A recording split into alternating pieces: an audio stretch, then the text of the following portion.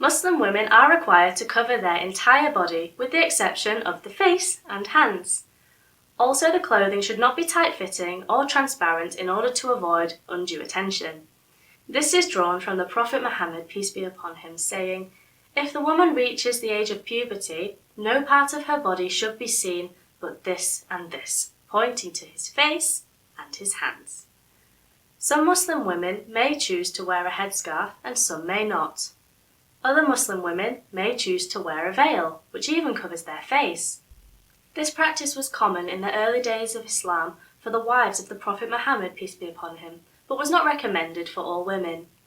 The hijab is observed in front of any man a woman could theoretically marry. This means that hijab is not obligatory in front of the father, son, brothers, grandfathers, uncles, or young children, or in front of other women. Hijab should be worn only by choice, and no one should be forced to wear it, as there is no compulsion in religion. The hijab is also influenced by the cultural practices of Muslims, leading to many different forms of hijab.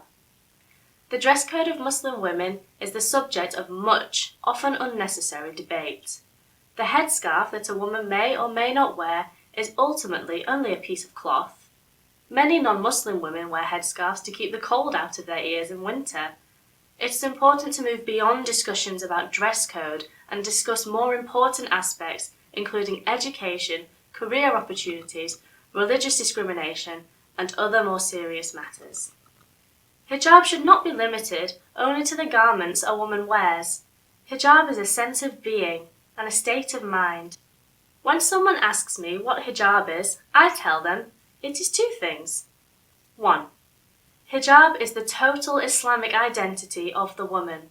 It protects her beauty and retains her modesty both outwardly and inwardly. 2. Allah gave women in this secular world the hijab as a form of uniform to make them instantly recognizable as ambassadors of the faith.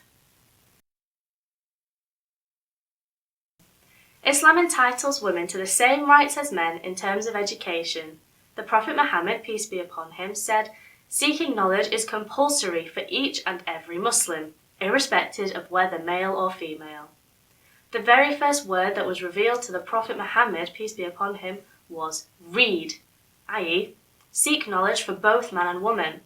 The Prophet's wife, Aisha, was highly educated and a prominent scholar of her time, who is credited with the recording and propagation of large sections of Islamic history, knowledge, and the sayings of the Prophet Muhammad, peace be upon him. Aisha, together with many other Muslim women in history who were highly educated and who taught male and female students, are role models that many Muslim women aspire to in respect of gaining a good education. The rights of women in Islam have been ordained by God through the Quran and Sunnah.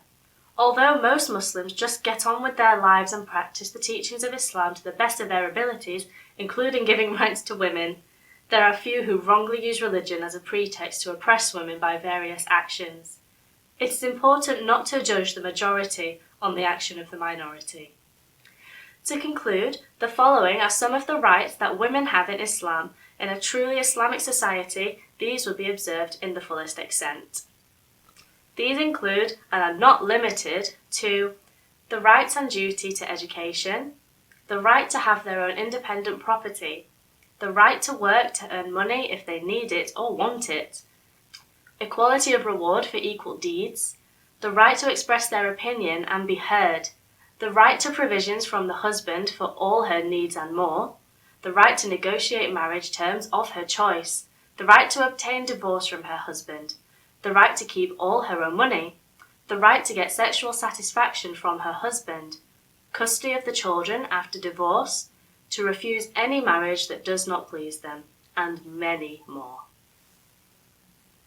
In this section, we have considered the status and rights of women in Islam.